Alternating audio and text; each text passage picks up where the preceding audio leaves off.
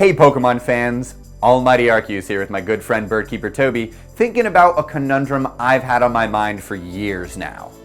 Hey Pokemon Masters, BirdKeeperToby here. Now, we know about how messy video game timelines can get, especially the Pokemon timeline, and we've done a video discussing Generation 5 over on my channel. You can check that out after this video. Although we have some bits of information that help orient us a little bit, the time gaps in the timeline of the Pokemon games are relatively ambiguous. For example, we know that Generations 1 and 3 are generally linked, and Generations 2 and 4 are definitely linked, but there's a lot of time gaps in between that we still don't exactly know how to fill out. The general trend is the idea that the remakes are co-linked to the generation that they come from. So for example, Fire Red and Leaf Green came out during Generation 3, so Generations 1 and 3 are linked. Hot Gold and Soul Silver came out in Generations 4, so those regions are linked. But hang on, Omega Ruby and Alpha Sapphire came out in the X and Y days, so how does that work? Obviously that means that Generation 3 and Generation 6 are linked, right? But wait a second. Wasn't Generation 3 already linked with Generation 1?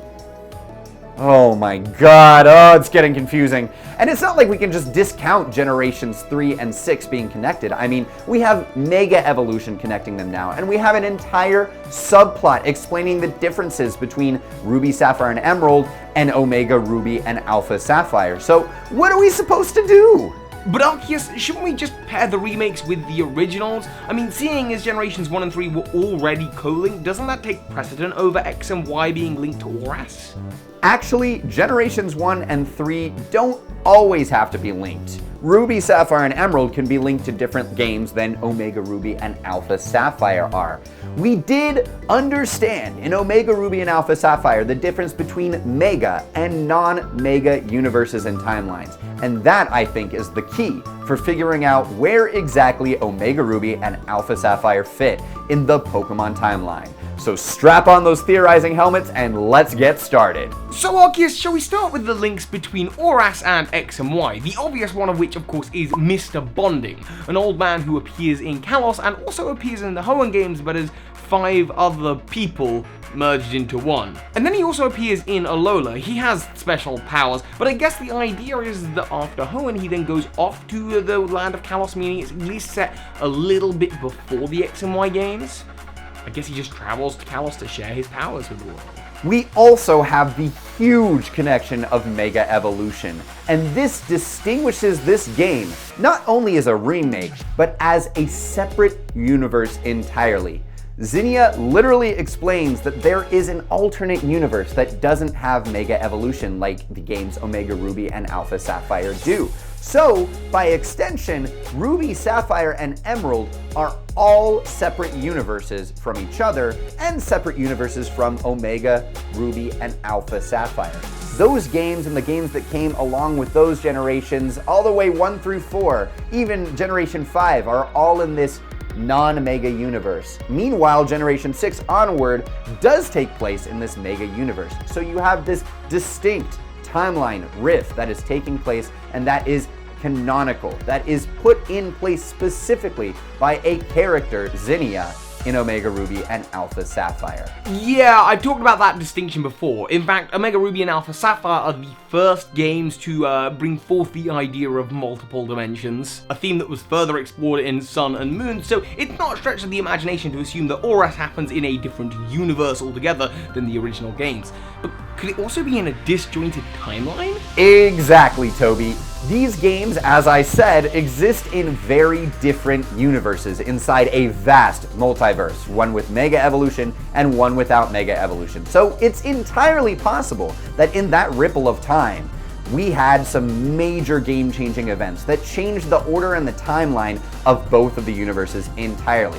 For example, in Ruby, Sapphire, and Emerald, you see this huge confrontation with you and the main legendary. Especially in Emerald, you see all 3 legendaries clash. So that already differentiates Emerald from Ruby and Sapphire itself. But in Omega Ruby and Alpha Sapphire, those confrontations go down completely differently. In faft, there is no confrontation between Kyogre or Groudon or Rayquaza together in those games whatsoever. And Rayquaza ends up having a completely different plotline in Omega Ruby and Alpha Sapphire with the Delta episode. Now, of course, the obvious distinction is that there's Mega Evolution and no Mega Evolution between Ruby, Sapphire, Emerald, and Omega Ruby and Alpha Sapphire. And Zinnia talks about 3,000 years ago in Omega Ruby and Alpha Sapphire's universe that Mega Evolution was created. She's, of course, referencing AZ from Pokemon X and Y, who used the ultimate weapon that originally created Mega Stones and Mega Evolution. Obviously, you have some earth-shattering events that completely differ between games like Ruby, Sapphire, and Emerald, and X and Y and Omega Ruby and Alpha Sapphire. That singular event that happened 3,000 years ago altered not just the space and the multiverse itself, but other multiverses and the timelines of those multiverses as well. It's not unreasonable to assume that because of that different event that took place 3,000 years ago, that Omega Ruby and Alpha Sapphire's events also got kind of shifted in the timeline compared to their originals. And that's also why you see this unusual linkage between Kalos and Hoenn that you don't see in Ruby, Sapphire, and Emerald. It's a weird, time-warpy way to explain that connection within the games when they really could have just been like, oh, this is a remake, that's why Kalos and Mega Evolution is in it in the first place. They decided to get all weird, timey-wimey on us, and honestly, I don't really blame them. Oh, I see, and that would serve as a basis as to why ORAS is a little bit disjointed in its own timeline from the original timeline, and also establish its connection with X and Y a little bit further. But come on, Arceus, there's got to be a little bit more evidence than that in the games. Plus, what even makes you think that ORAS happens around the same time as Generation 6? Actually, there's lots of other evidence aside from all of this multiverse stuff. The biggest piece of evidence we have is Wally from Omega Ruby and Alpha Sapphire transitioning into Sun and Moon. So in Omega Ruby and Alpha Sapphire, we see him as this ailing young kid who's just learning how to battle with Pokemon and just learning about Mega Evolution and using Mega Evolutions for the first time. In Sun and Moon, which happens presumably about 2 years later using this timeline, we have Wally, who's now mastered battling. He's part of the battle tree. He doesn't look like he's aged up much at all. His model's basically the same as in Generation 6, and he's basically the same age, doing the same stuff that he was just a little while ago. Now, a lot of the official timelines, including the one on Bulbapedia, says that he's 10 years older, and this is to make Generations 1 and 3 fit together, so Wally has to be that old in Sun and Moon. But, I mean, come on, look at the kid, he's tiny, there's no way he's 21 and that he's aged 10 years like Red and Blue have. Like, he's obviously still a younger kid. And some people say that the reason he hasn't grown, the reason his appearance hasn't changed, is because of his illness. But, bruh, he has asthma.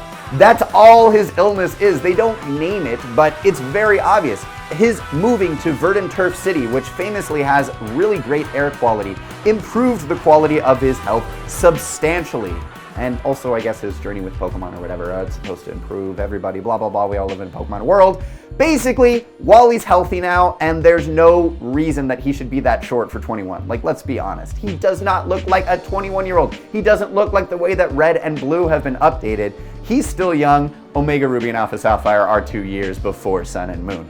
Case closed, right? Wow, well that would solve the problem of Wally's age once and for all. And you know, now that I think about it, there are references to the time in the timeline where ORAS would go. Because there are multiple references to technologies that existed 10, 11 years ago in ORAS that did exist in Ruby, Sapphire, and Emerald. For example, a bug catcher tells the player that he heard Pokemon Centers used to have 2 stories until 10 years ago, and that they had a special area known as the Pokemon Cable Club. And of course, the last game to utilize this feature was Emerald, which was first released in 2004, 10 years before the remakes were released. A man at Mount Pyre mentions how there used to be holes in the floor, a thing that was true in Generation 3. And when the player shows Norman the Eon ticket, he says that it's been 11 years since he last saw the ticket.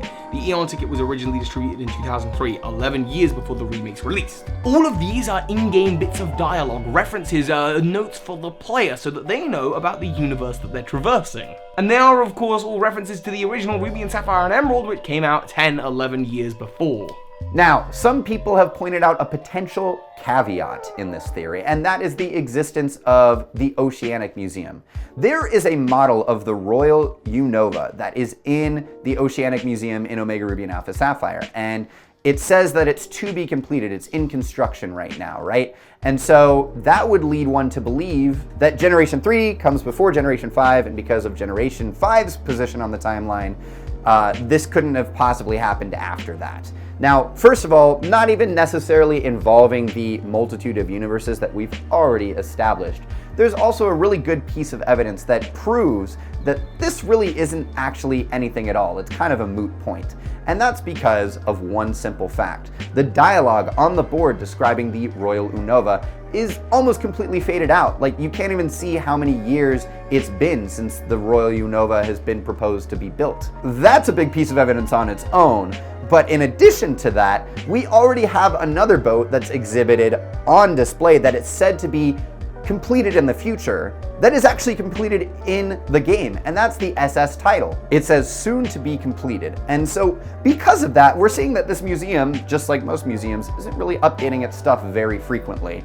Obviously, you have this faded plaque that doesn't even tell you how old this Royal Unova whole model is, and then you have the SS title, whose model is already outdated, whose placard is already outdated, saying that it's soon to be completed. It's been completed, so it's a moot point. Just don't bring it up in the comments. I know you will still, but that's why I'm addressing it in the first place. In addition to all of this evidence, Annabelle is said to have fallen through the Ultra Wormhole and found washed up on the beaches 10 years ago. All of the events listed suggest that some sort of version of Pokemon Emerald's events happened around 10 years ago and Ruby and Sapphire's around about 11 years ago. So Annabelle fell through the wormhole from Emerald around about 10 years ago, and again, that makes sense because you can't find Annabelle in ORAS. The Battle Tower isn't even constructed yet. She must have come from the world of Emerald to Sun and Moon's world. Based on all of this evidence, we can safely assume that Omega Ruby and Alpha Sapphire do not happen at the same point in the timeline as Ruby, Sapphire, and Emerald. They happen about 10 to 11 years later, much closer to the events of X and Y and Black and White 2.